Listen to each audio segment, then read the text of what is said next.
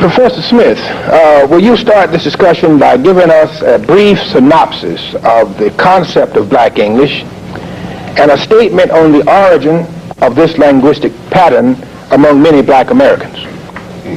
To risk of creating even more confusion, let me first begin by introducing another term, and that term is the word Ebonics.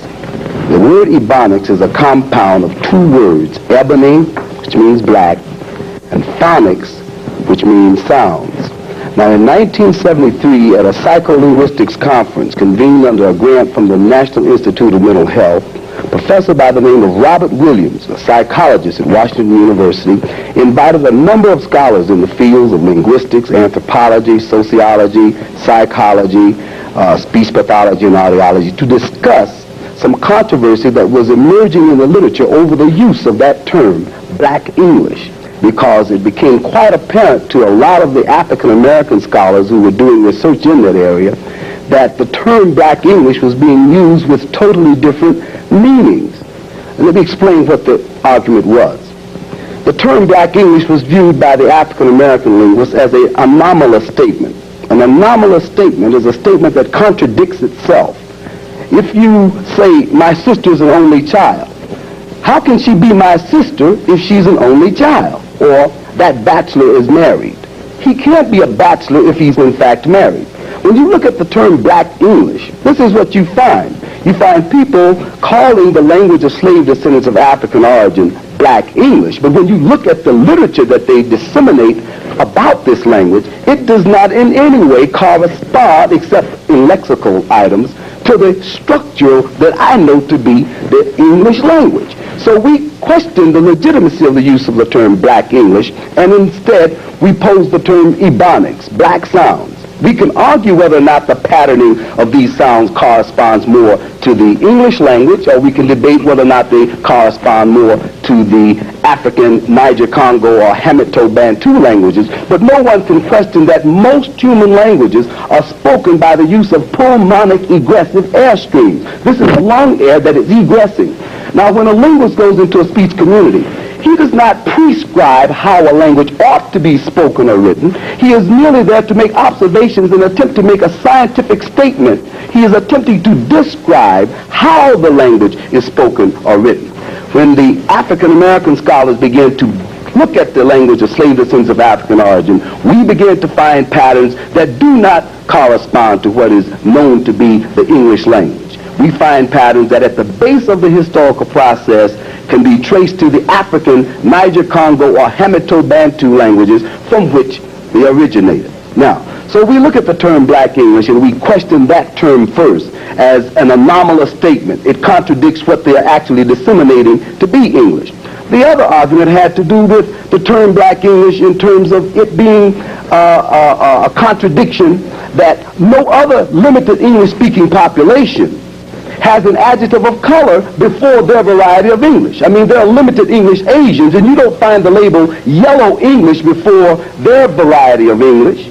You notice Hispanic Americans who are limited English speaking, who take the same instruments and come up limited or non-English speaking. You don't find the label brown English before these limited English speakers.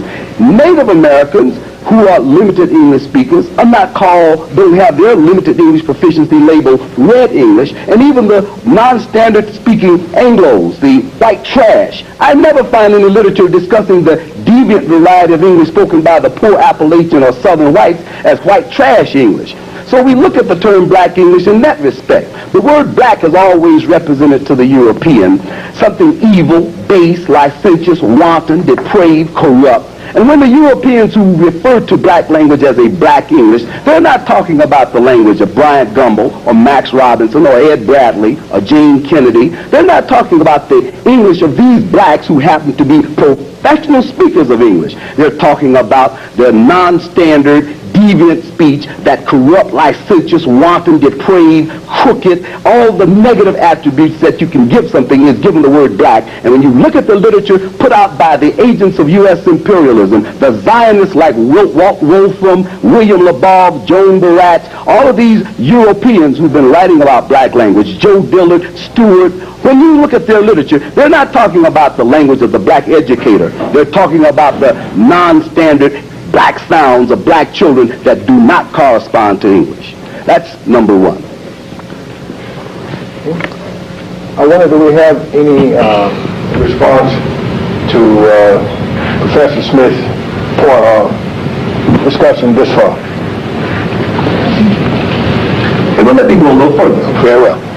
In traditional and in modern linguistics, the relevant criteria for positing a genetic kinship in the language of a speech community is that you can show evidence of a morphological continuity, or the verb system. In other words, knowing the sounds of a language will not make you a speaker of that language, and knowing the words of that language will not make you a speaker of that language. What you must master in order to speak a language is the morphology, or the grammar. Okay? You must know how to inflect for plural and possessive. You must know how to modify nouns. Do you place adjectives in front or after the noun? How do you make past tense, present tense, progressive, or future tense with verbs? If you don't know how to use the morphology of the language, then you're not going to be proficient or not even understood by a speaker of that language. Now, let's look at the English language. The English language is a language that has a grammar that is different from the African languages from which the slave descendants of African origin came. In other words, the African languages from which black people came were labeled Hamitic or Bantu languages. These West African languages had sounds in them that did not exist in the Indo-European languages, and vice versa. There were sounds in the Indo-European languages that didn't exist in the African languages. Whenever the speaker of one language attempts to speak a language that is structurally different from his own, the speaker will exhibit linguistic retentions. These linguistic retentions often occur as interference modifications or transfer phenomena. If you are a native speaker of a language and you are trying to speak a language that's different, if it's phonetically different, you will find differences in the phonology. If it's grammatically different, then there will be grammatical interference. If it's a lexical difference, then you will find lexical retentions or interference. This is what has happened for the slave descendants of African origin. To the extent that a slave descendant of African origin, even though they're living here in the United States, to the extent that they have been living in social isolation, is the exact extent to which you will find the African substratum in their speech. I call your attention first to a work by the fellow Peter Ladefoged. In a work called A Phonetic Study of West African Languages, Peter Ladefoged discovered that West African languages, and he states in particular the Kwa group, do not have consonant cluster configurations. Now, these consonant cluster configurations that don't exist perhaps never existed in the first place. The black people in the United States who are descendants of these people then will have difficulty when they are confronted with languages where consonant clusters exist, articulating consonant cluster configurations. So if you give them a word like west, best, test, last, and fast, you will not find that voiceless apical-alveolar stop preceded by a voiceless dental sibilant, that ST configuration. So west, best, test, last, and fast will be west, best, test, last, and fast. Build, bold, cold, hold, this voiced apical-alveolar stop following a voiced alveolar lateral will not come in a configuration. So build, bold, cold, and hold will be build, bold, cold, and hold. Right on down the line, where these consonant cluster configurations occur in black speech, the final phoneme isn't distributed. It is erroneous to say that the black man then is deleting a final phoneme. The European Zionists who write about black language talk about this deleted final phoneme, or they talk about deletions, omissions, and weakenings and reductions, meaning then that this is something that was supposed to have been there that's not there. You cannot delete, omit, or drop what never existed in the first place. Well, on that same point, many white scholars have argued that black English, the term you introduced, Ebonics, is an archaic form of a European dialect, and some have even stated that black English is an evidence of genetic and of physical inferiority. What credence do you place on these claims? Most human beings, at least as far as scientific experiments and evidence shows, all human beings learn the language they speak in the environment in which it's spoken and heard. Arabians speak Arabic because that's what's spoken and heard. Chinese speak Chinese because that's what's spoken and heard. Japanese speak Japanese, Eskimos speak Eskimo, Bantu speak Bantu. Human beings all over the world learn the language they speak in the environment in which it is spoken and heard. If an infant comes into the world and no sound goes through the auricle or pinna, into the external auditory meatus, that's the ear canal, in through the tympanum or tympanic membrane, the eardrum, through the malleus, the incus, and the stapes, the three bones that conduct the air to the cochlea, through the cochlea to the eighth cranial nerve and the afferent neuron of the brain. If there's no sound heard, a child will not learn to speak any language, period. Human beings all over the world then learn the language they speak in the environment in which it's spoken and heard. Black children then are no different. They learn the language they speak in the environment in which it's spoken and heard.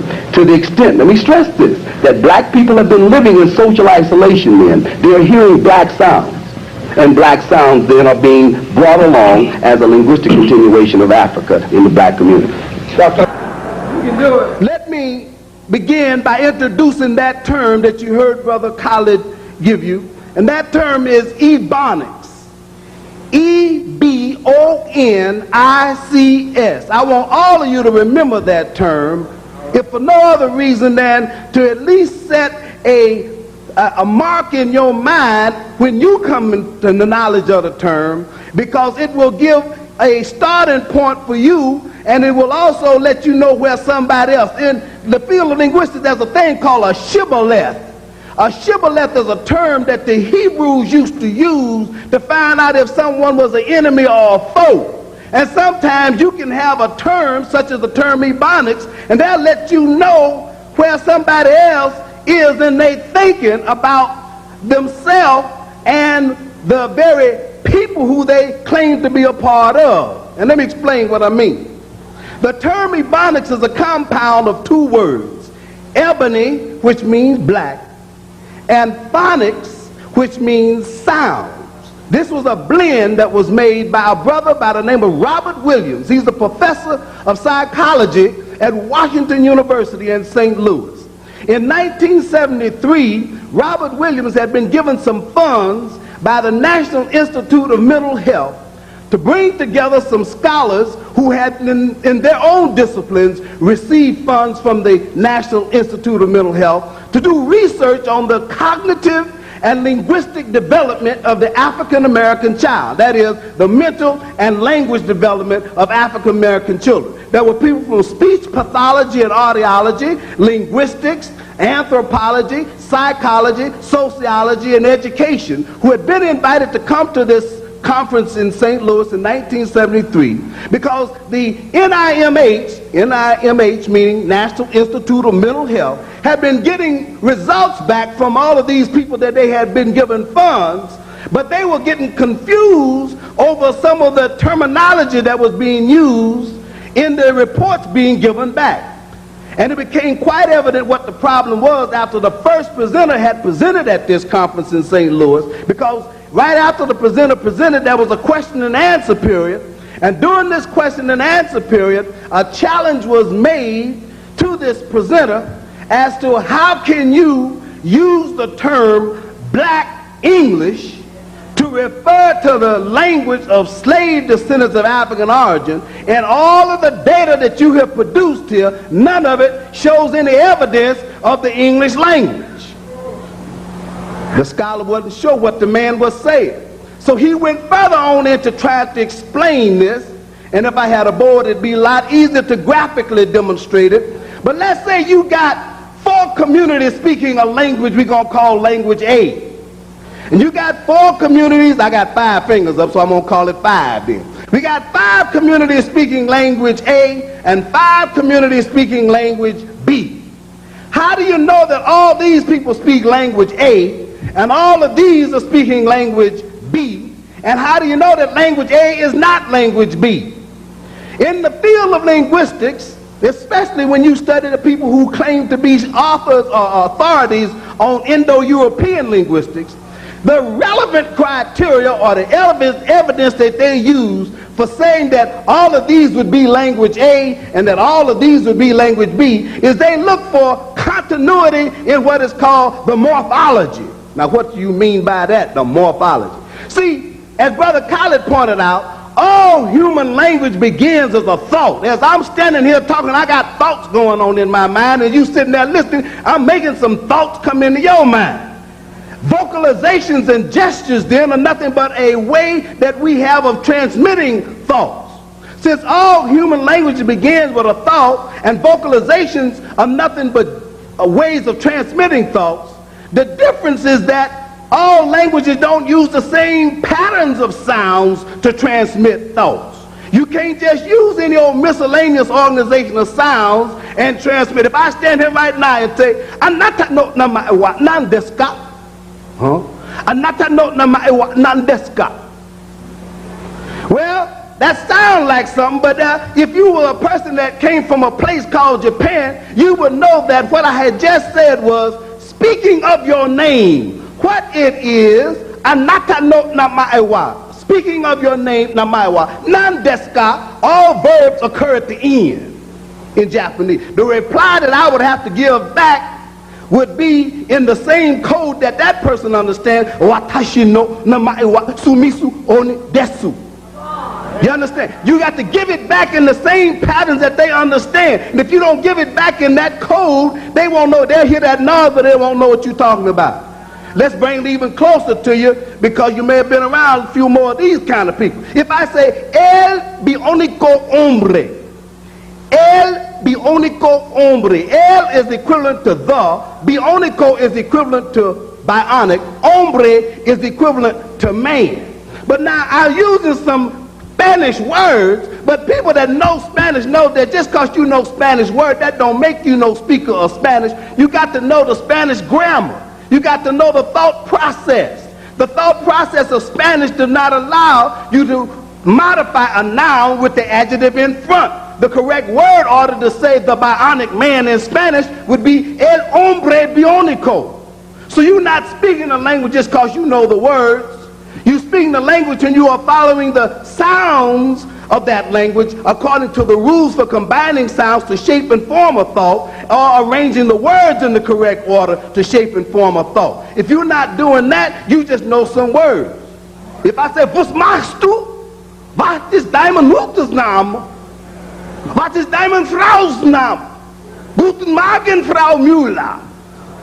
You hear that noise, but then patterns that you hear don't make no sense to you. You understand? All I said was, "Was machst du?" means what make you. Was ist dein Mutters Name is what is your mother's name. Was ist dein Frau's Name? What is your wife's name? Guten Morgen, Frau Müller is good morning, Mrs. Müller. That's all that was. But you have not been trained to hear that pattern, so that was just a lot of noise to you. Now, when we were living in Africa, we had languages that had their own system of sounds, and the European was in Europe with his languages where he had his own system of sound.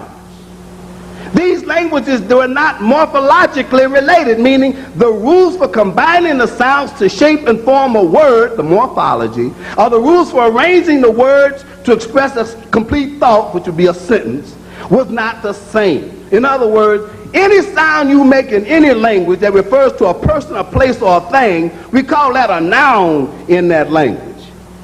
But nouns, as I gave an example of Spanish, can be modified or changed. If you want to say it's more than one, that's the difference in me saying boy and boys. What's the difference? Well, something happened in your mind when you hear the boys, or girl, girls. You see what I'm saying? That z on the end did something to the girl, and so what happens is you're inflecting for plural or tense if you do it to a verb like walk, walk. That sound at the end, do something to the word walk. If you don't know how to make plural and possessive out of the nouns, if you don't know how to say something done happen, something happening now, or something gonna happen, then you know the words, but you don't know that language because you don't know how to make past tense, present tense, and future tense in that language. People will see that you know some words. You go pick up a dictionary and learn some Russian words. You're going to pick up a dictionary and learn some French, some Arabic words, but if you don't know how to put those words in the correct order, people are going to have a problem understanding what you're trying to get across. So the point that I'm trying to get across is that languages are related. When they're genetically related, is because they use the same thought process. That is, the rules for combining the sounds to shape and form a word are the same, and the rules for making a noun plural and possessive, the rule for modifying a noun with an adjective is going to be the same. The rules for making something past tense, present tense, and future tense, the rules for modifying a verb, something is slow or it's happening slowly, like an adverb in English, you see. And then there's some languages that don't even have a verb to be. What do I mean? In Arabic, for example, if I say, Karim min Beirut fi Lebanon, what I just said was, Karim, that's a man's name, min, that's from, Beirut, from the city of Beirut, fi, that means in, Lebanon. Huwa tabib, he doctor. Huwa means he, tabib means doctor. Fil mustashfa, ana muhandis min Abu Dhabi. What he just said was, he a doctor in a hospital. Ana muhandis means I am an engineer from Abu Dhabi. Now, the Arabic language does not have a verb to be or an auxiliary verb. You have what is called an equative clause or a topic and a comment. When you say it, you make it exist in the Niger-Congo languages as a concept called nomo. When you speak it, you bring it into existence. You don't need to predicate existence again with a verb to be, because the minute you said a noun, you made it exist. So somebody say, where your mama at? Where your mama at? Now, a lot of us, especially from down home in Bigfoot country, the people used to try to tell us how to say English, and they would tell us behind the preposition at, because in the English language you don't put preposition. The word preposition means in the preposition. So if you got it out there, where your mama at, you are using English words, but that's not English grammar. You haven't plugged into the English thought process. They know what you're talking about, but a teacher will bleed all over your paper if you put where your mama at. You see what I'm saying? And even if you leave the word "at" off of it and just say, where your mama? You have to have a verb to be. You can say, where is your mama? Or where's your mama? That's just a contraction of is to where, and you get the contracted form, where's. But you can't say, where your mama? Where Bobby and them at? Okay? You are not speaking English just because you're using English words. I'm trying to get a concept across, and that is that English has a verb to be. But if you come from a language where there is no verb to be, then there's a phenomenon called relexification. That is, whenever the speaker of one language attempts to speak a target language that's structurally different from his own, there's a tendency for the mother tongue to interfere, or you will see what's called intrusions. Those are two terms that you will commonly hear referring to a fact that a person has developed habits from speaking their mother tongue, and after speaking their mother tongue for so many years, they think that all they have to do is take the words from this other language and use them according to the way they think, and they're going to be able to say something to somebody. But it don't happen like that. And so we find that there's this interference modification, meaning the mother tongue sometimes interfere or will intrude. Now, those are two very negative terms, but I'm introducing them to you because you'll run up on them in some literature.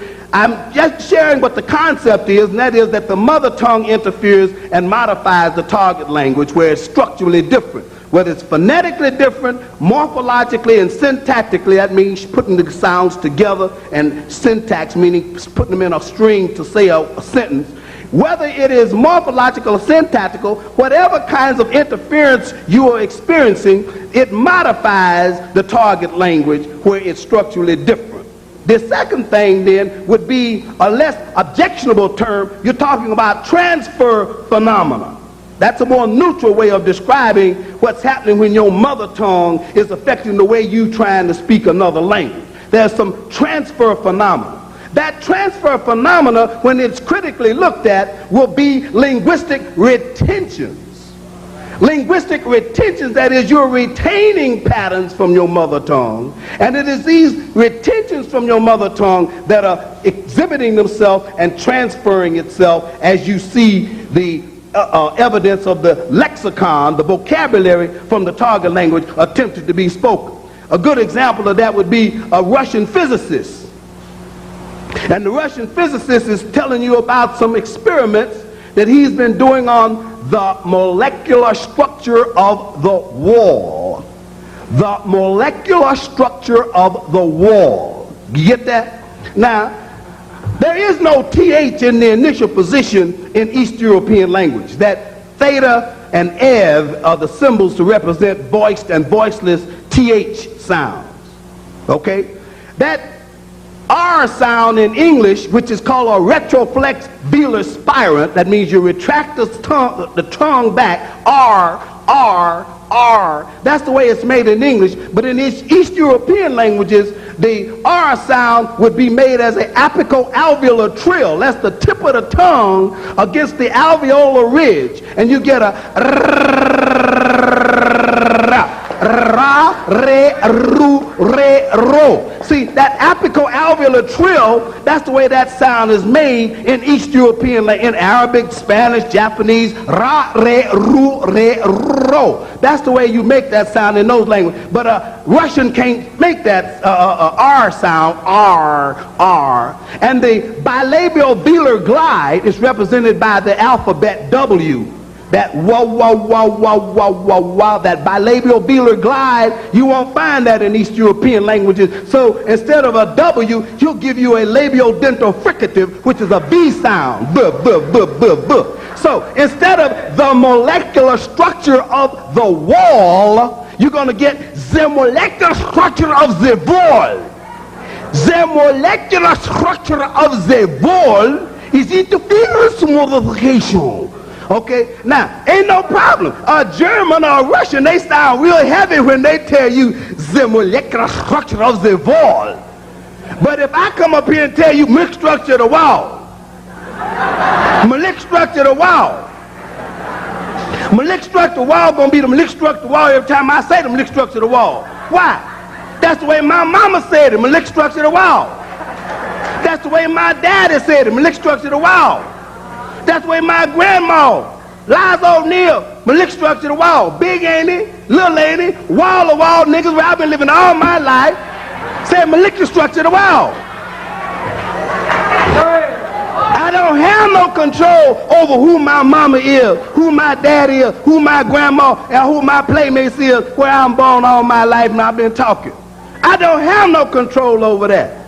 To the extent then that United States slave descendants of African origin have been born here in America, but living in social isolation from the mainstream Euro-American English-speaking population, in the deep structure, the language of slave descendants of African origin is not English. You have borrowed in European words, but the deep structure of the way we talk does not follow their morphological or their syntactical root. All human beings learn the language they speak in the environment in which it is spoken and heard.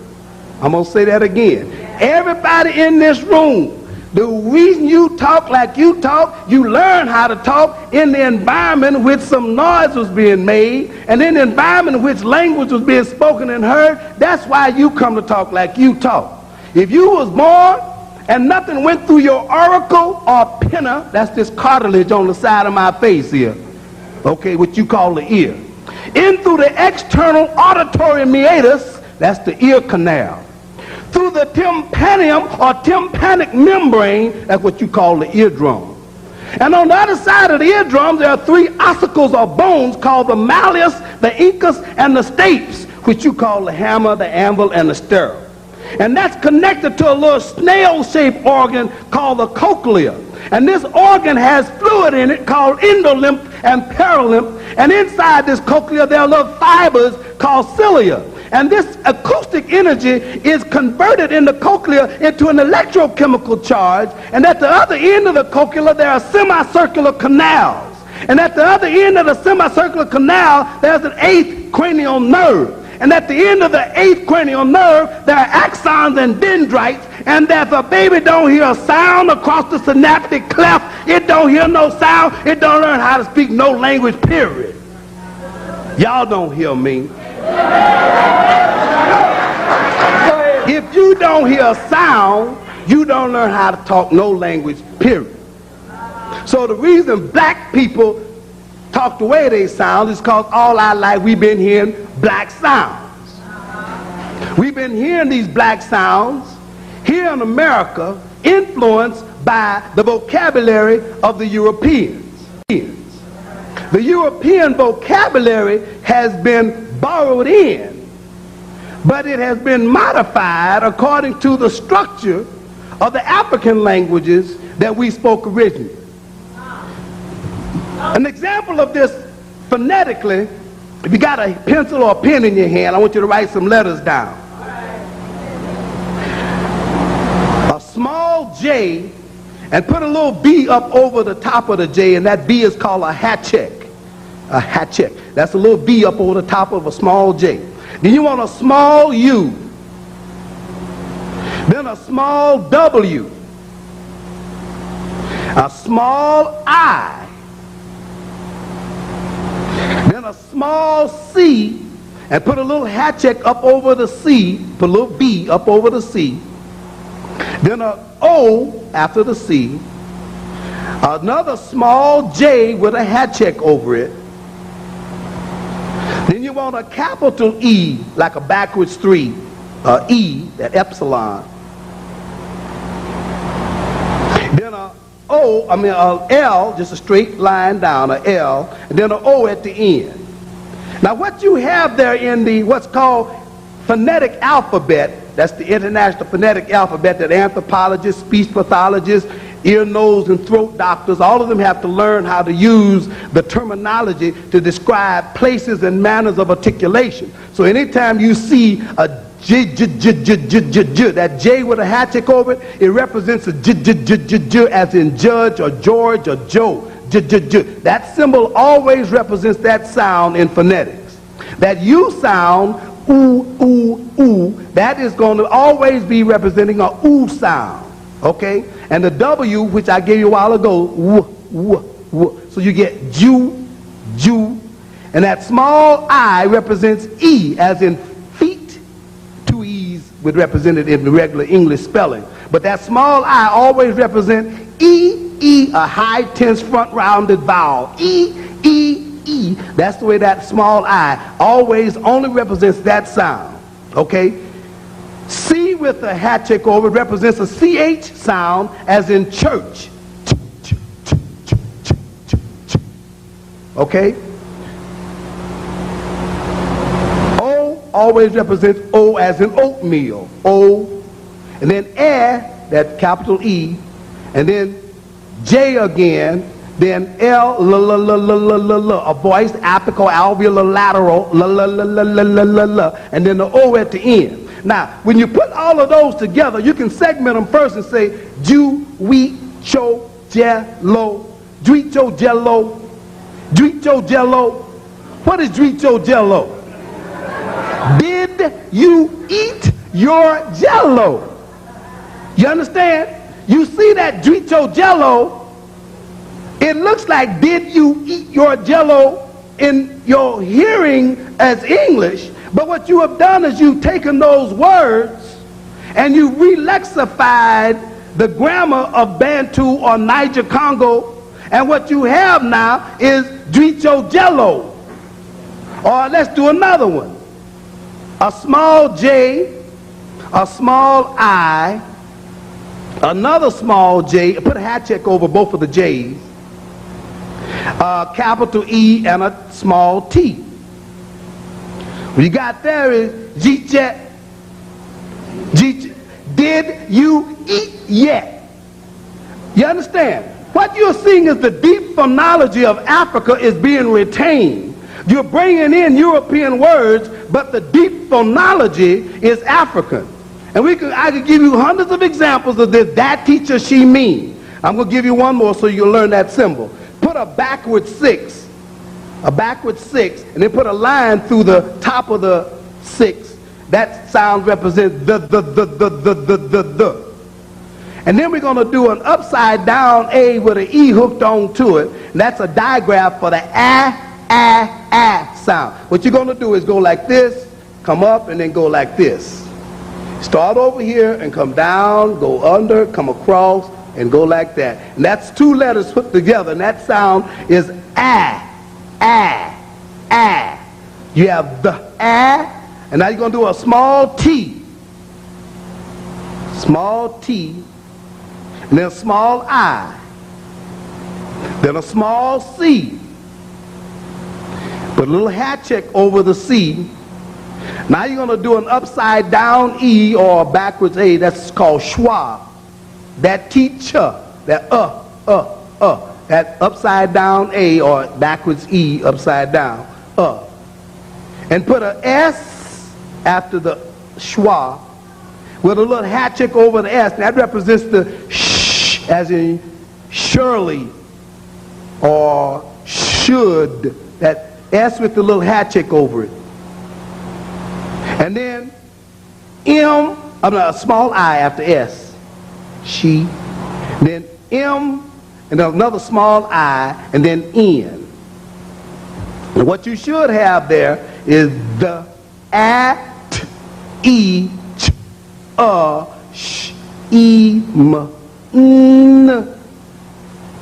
The, a, t, t.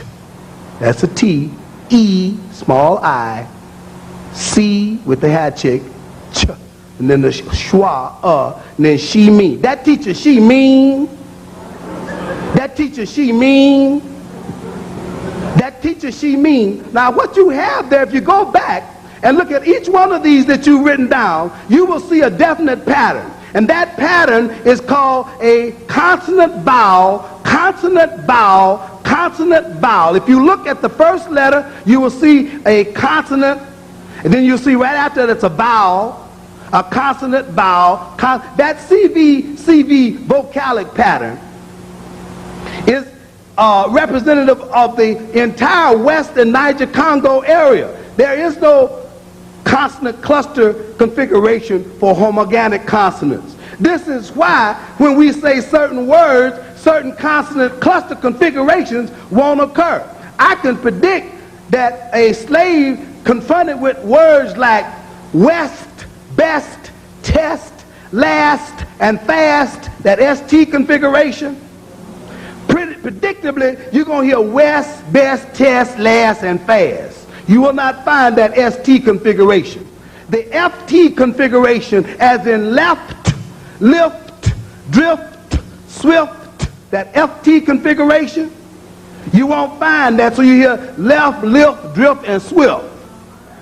The LD configuration at the end, build, bold, cold, hold. You won't find those slave descendants that's living in social isolation from white folks saying build, bold, cold, hold. You won't hear build, bold, cold, and hold. Land, ND configuration. Land, band, sand, hand. You're going to hear land, band, sand, and hand. Y'all don't hear me. I mean, am I inventing something? What I'm pointing out to you then is that there's a rule. I don't mean to say we don't make no consonant clusters. There are rules to presenting consonant cluster configuration, and I'm going to tell you what the rule is. But again, it may be more than a lot of people care to hear because, again, I don't have my props, so I'm going to come with it best I can without the props. See, when I tighten my vocal cords, the vocal cords make you hear my voice.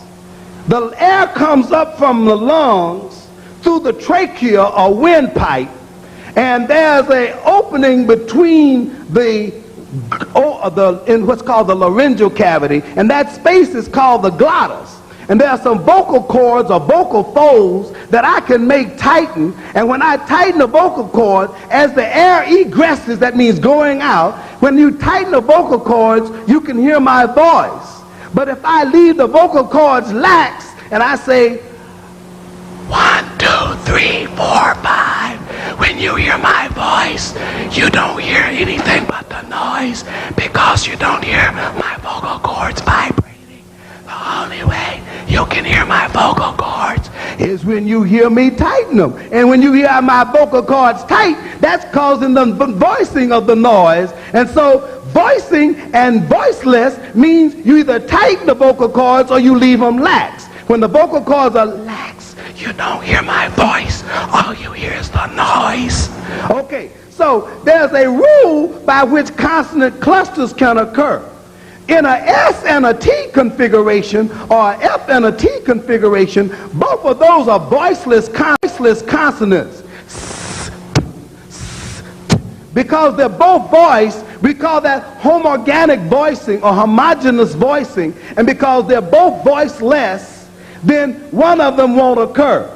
But now, if there's a voiced and a voiceless consonant, we will always distribute the voice, the consonant blend in a heterogeneous voicing. That is, we don't have a problem saying what you think. These are punk. Okay, the NK configure, N is voice and K is voiceless. So when you hear punk or MP like jump and hump, that M and P, one is voice and P is voiceless, and that's why you can understand, you can make a voice heterogeneous voicing. And I'm just letting you know that don't go away and say I said black people don't make consonant clusters. There's a rule, and that rule is there's homogeneous voicing don't occur, but heterogeneous voicing does, and that's why certain consonant clusters don't occur. Now, the white man been telling you that black people delete final consonants. You can't delete, omit, or drop what never existed in your language in the first place.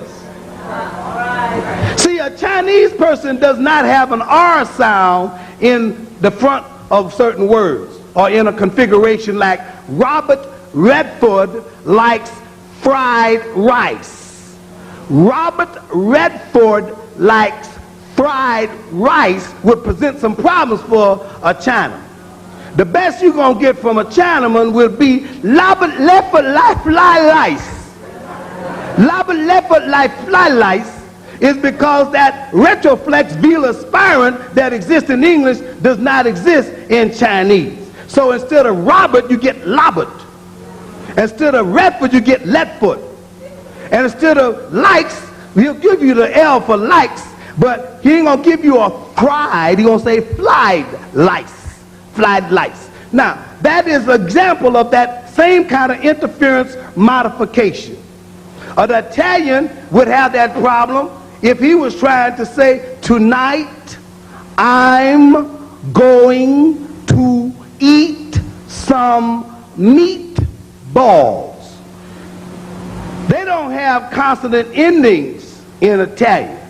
So he got to put a vowel phoneme wherever a consonant ends. So tonight ends in a T, I'm ends in an M, and throughout that sentence, tonight I'm going to eat some meatballs. Instead of tonight I'm going to eat some meatballs, you get tonight I'm gonna eat some meatballs. Tonight I'm gonna eat some meatballs is an Italian accent because it don't have a consonant phoneme endings. You understand?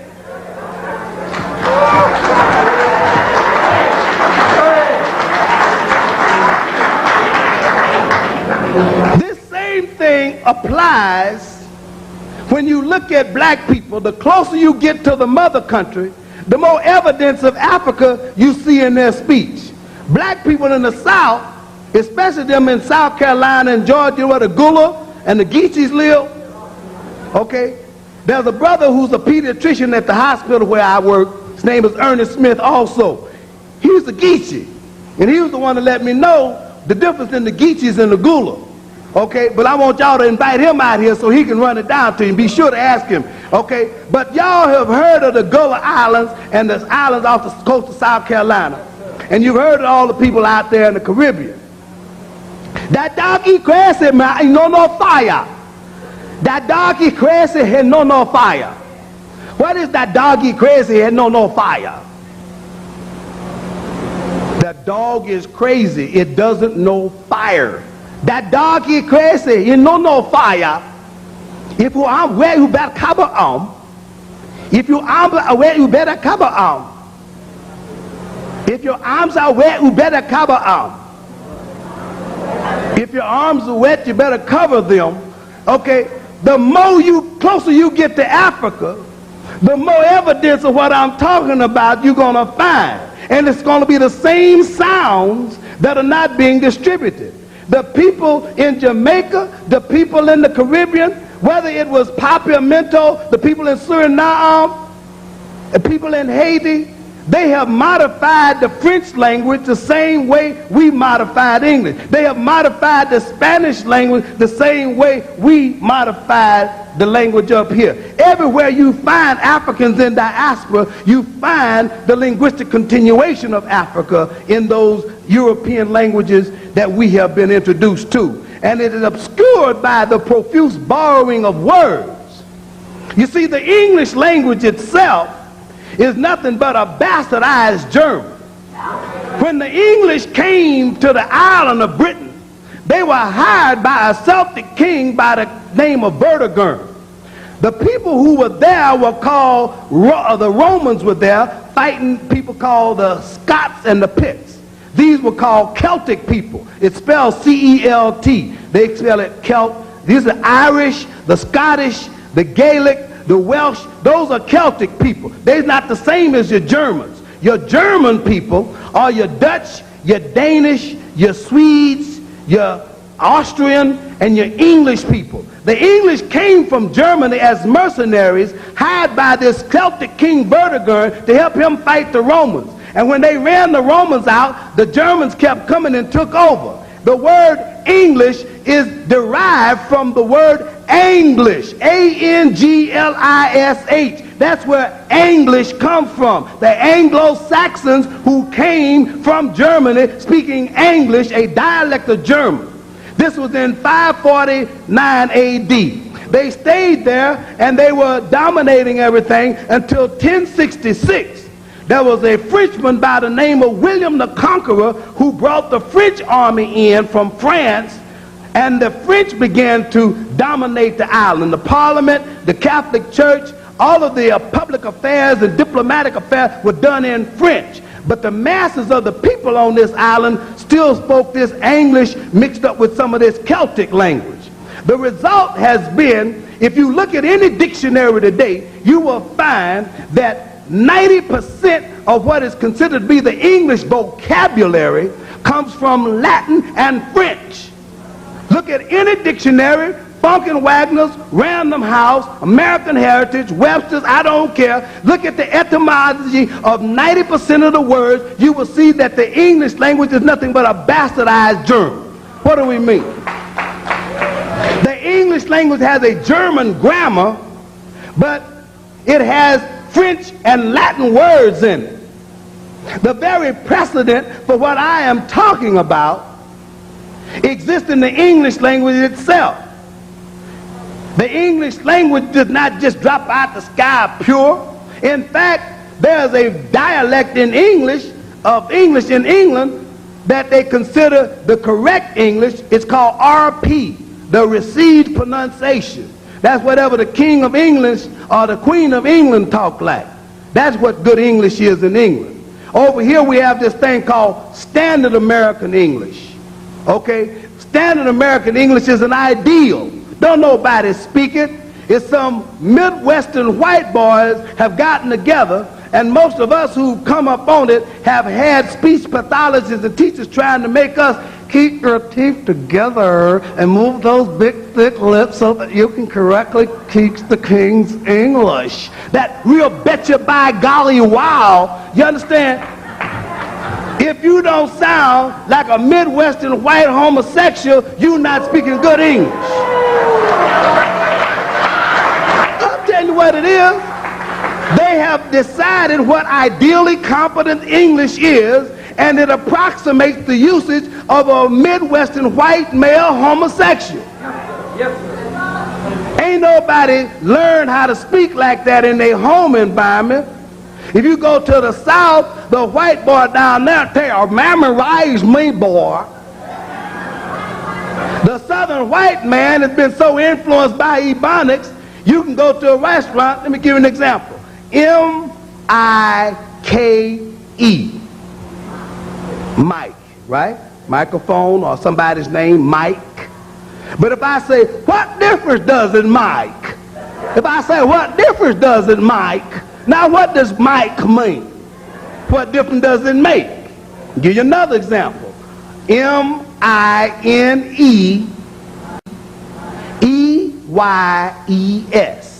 Mine eyes, right? That's the spelling, M-I-N-E-E-Y-E-S, like the Battle Hymn of the Republic. Mine eyes are seen a coming. Okay. If I go to a restaurant and I say, will you put some mine eyes on it, please? Now what's mine eyes? Mayonnaise or somewhere else.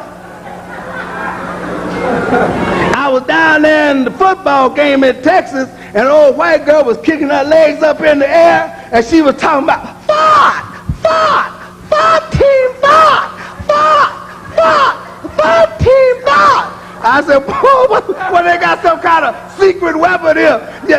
She was saying F-I-G-H-T, but the way she was saying fight sounded like she was saying fart.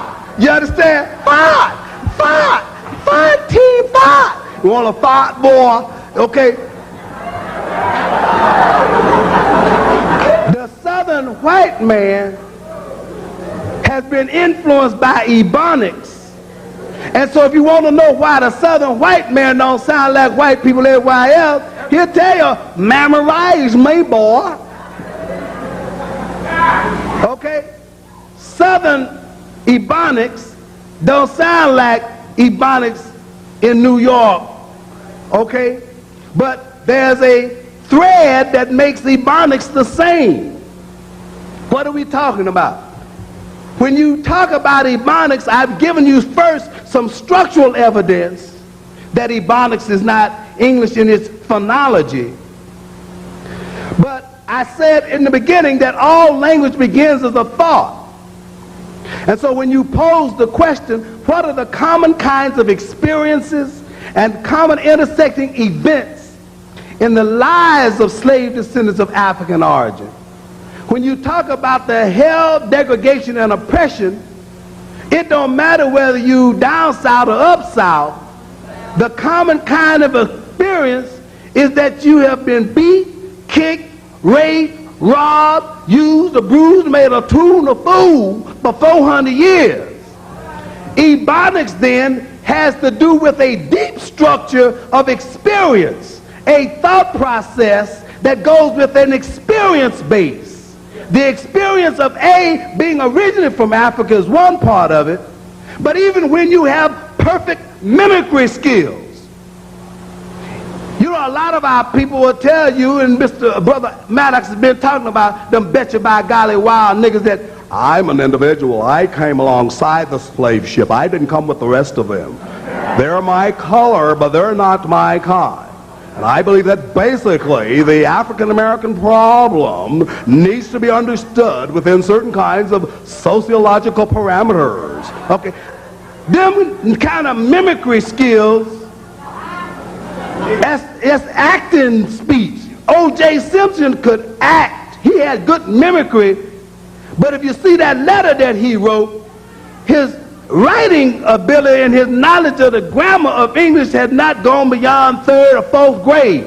I'm not the one saying that. The man that wrote the article in the paper analyzed his grammar. That note that he wrote when he was going down the freeway, just before he went on the freeway, okay, he wrote a note, and the man read this note, but he cleaned it up. When you look at the real note that was written, the man was an orator in terms of his ability to do broadcasting. He could mimic standard English, but he never grasped the concept of the grammar of English in terms of his edited abilities in English. So he never could write a full English sentence, okay? What I'm pointing out to you is that even the Bryant Gumbels have this oratory or this mimicry skill have a common base from which they experience America as a people.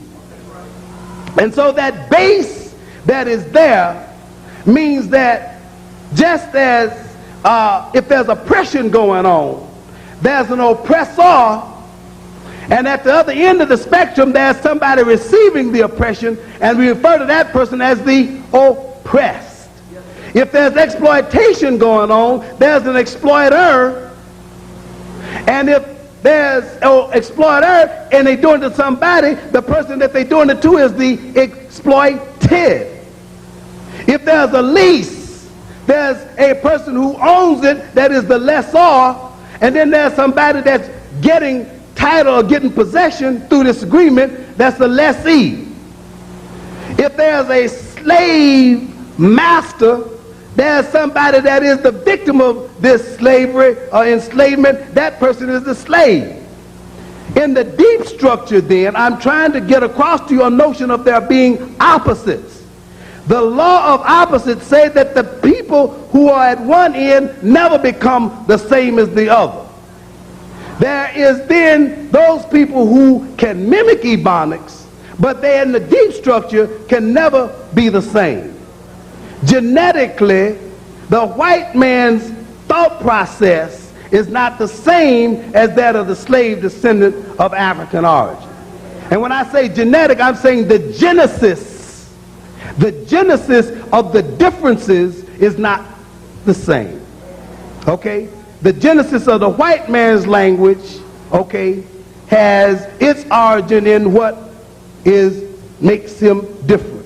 And so when we speak of Ebonics, we're saying that there are some systematic rule-governed patterns that relate to the African continuum that distinguish our language from that of the white man in America. And with that, I want to again express my thanks and appreciation for being invited. I will open up for questions because, again, I didn't have my props to make the presentation that I could have made to give you all of the proof that I would have liked to share with you of all of these things. And I hope I get invited back and be able to share some more with you.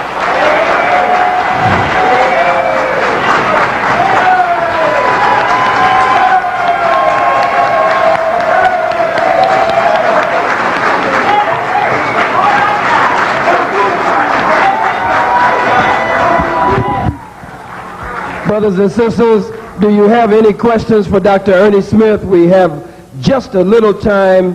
Attorney and Judge Alton Maddox had to leave. Dr. Marcus Garvey Jr. had made a special request that he be present over at Harvest Manor. So he has gone over to Harvest Manor, and if you will just be patient with us for a few moments and polite, we'll be able to take a few questions, give proper respect to our esteemed scholar, Dr. Ernie Smith, and to other members of the family before leaving. So do you have any questions? If you have questions, please come to this aisle if you're in this area, and this aisle if you're in this area. We can only take a few. Dr. Ernie Smith, give him a black hand again, brothers and sisters. One of the foremost scholars among us in linguistics, in speech. And you see what I mean when I said he was heavy, you know what I'm saying? Yes, sir. All right. First, I want to say thank you very much for everything that you're doing. We need to know about these things. But I teach history in a school here in Brooklyn. Mm-hmm. And I teach to a majority of the students that are from the Caribbean islands. It's kind of tied to the brother's question. But I have a hard time at points when I grade papers that they write. Mm-hmm. Mainly because, you know, there's a conflict. I know what they're saying is right. I understand it.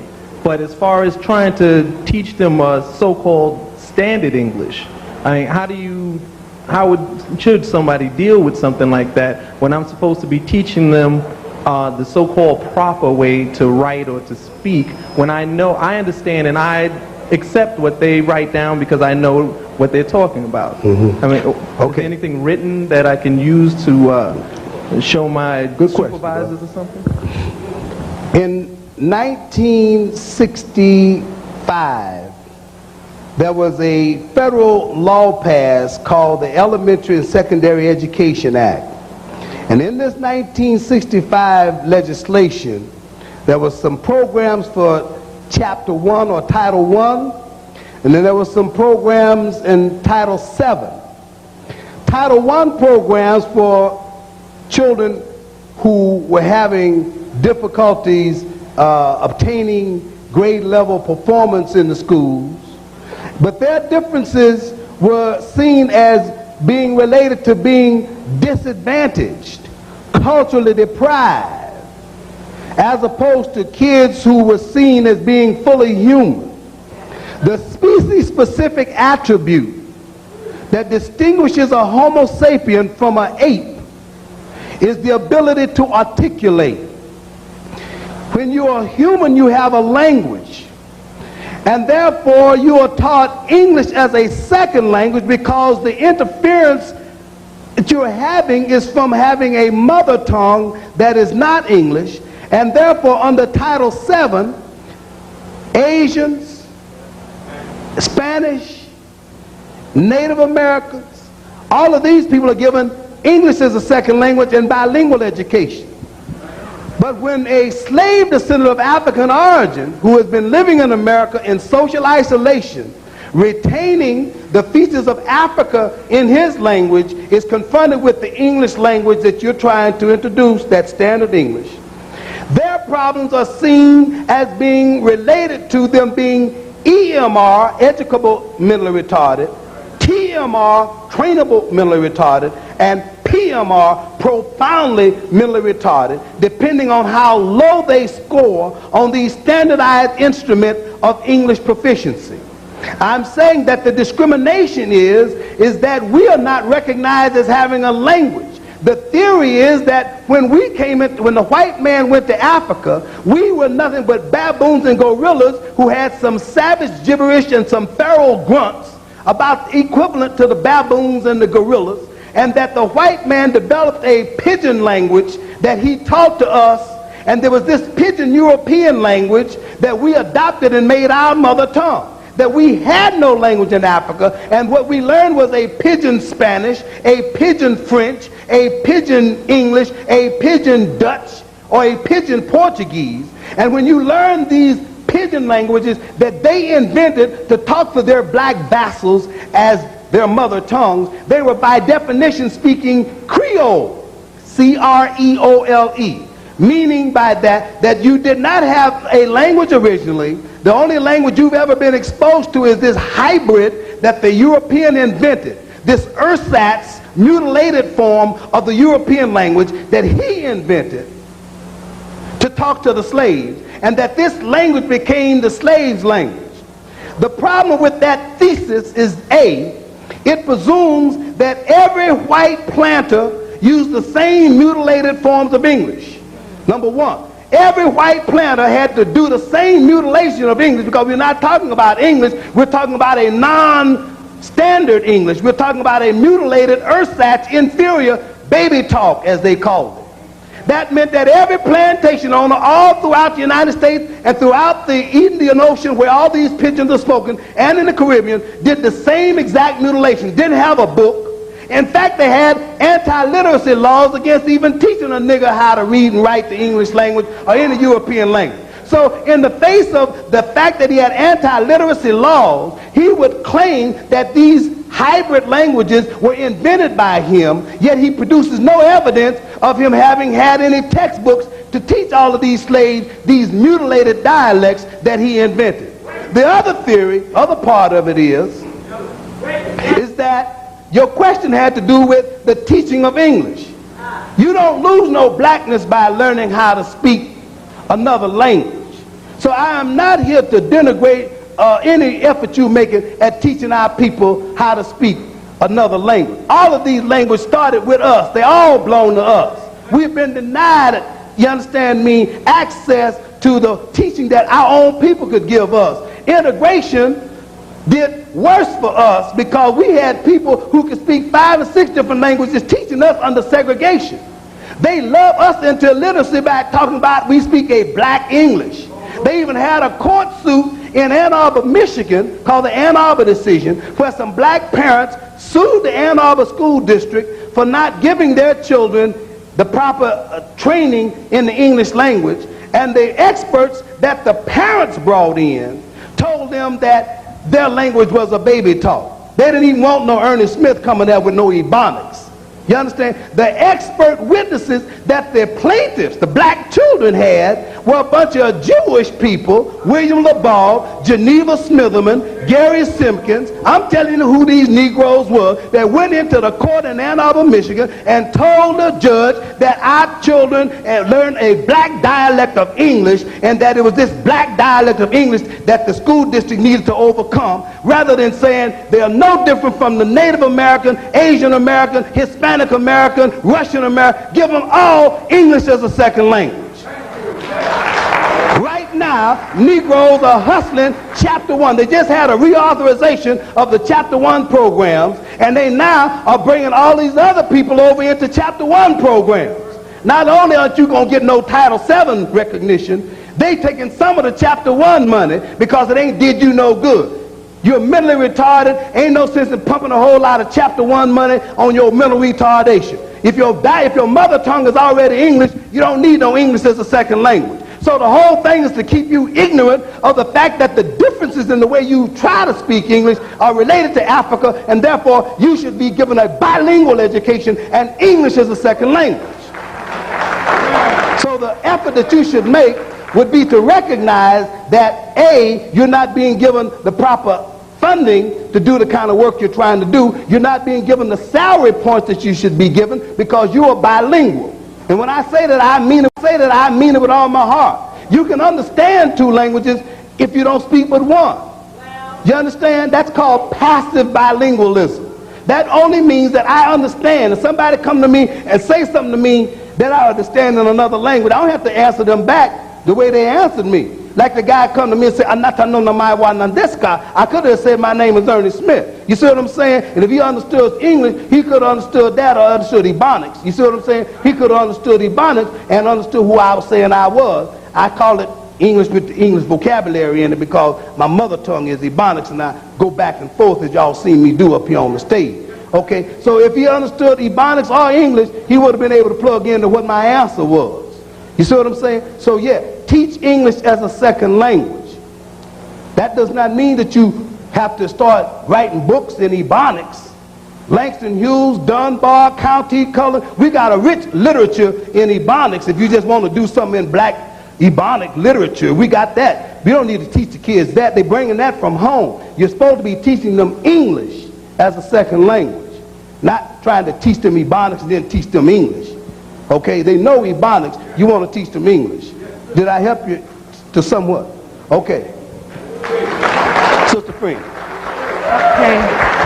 Kind of leads into what my question was. I was wondering, like, without me ever really knowing, like, the depths of another language, would it be possible to teach my child that language if I was able to say certain words and them hear those words and them come to an understanding of what I was saying by saying those words and them, you know?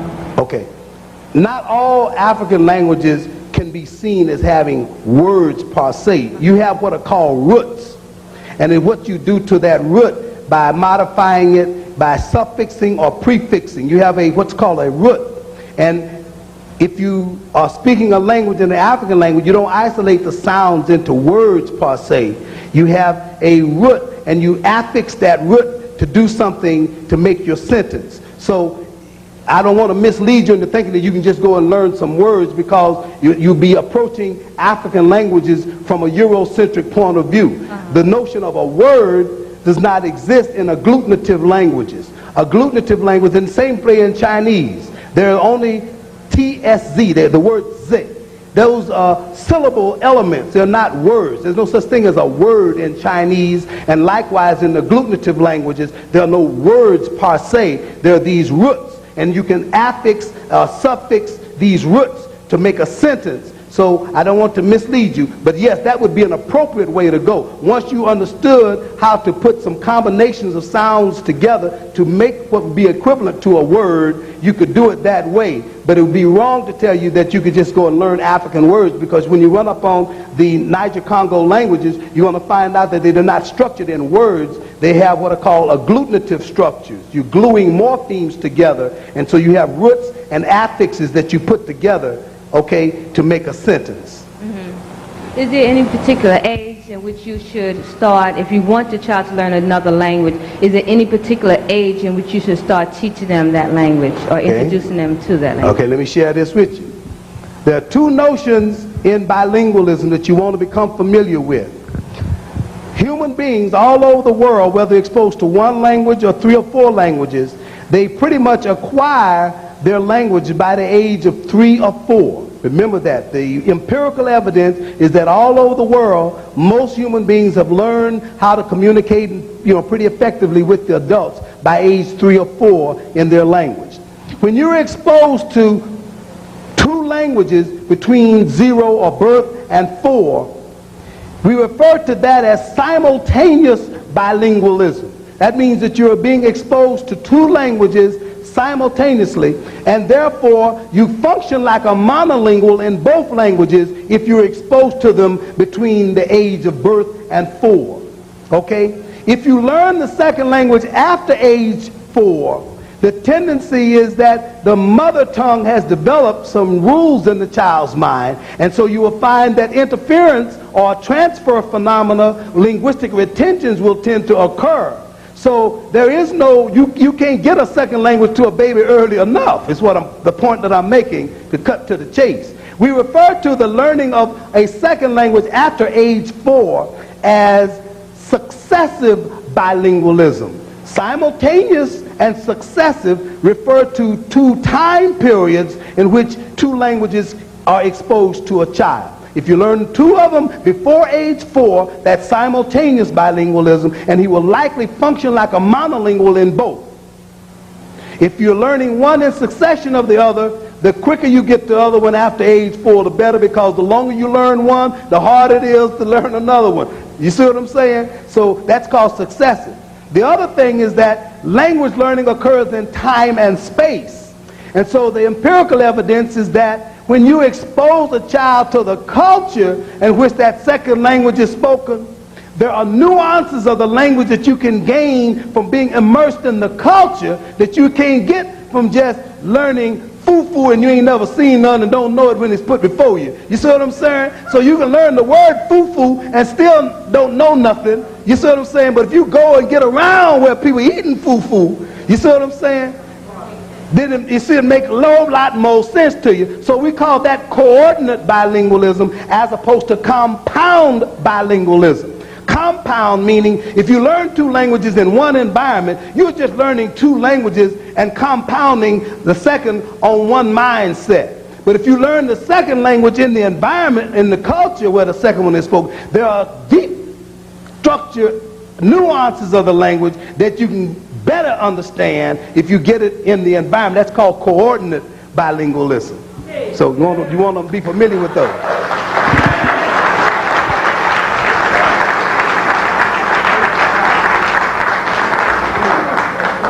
Is that it? Dr. Ernie Smith. Think of him a black hand again, brothers and sisters. Dr. Ernie Smith. Brothers and sisters, the more we come as we prepare to leave for the evening, as the family prepares to leave of UAM, the more we come on Wednesday nights here to the Slave, we know that among us there are very competent and capable black men and women, and that we could very definitely, by God's grace, have a nation of our own and move toward freedom and independence and stop bootlicking and buck dancing for the white man. I want to cover a few points here for Attorney Alton Maddox.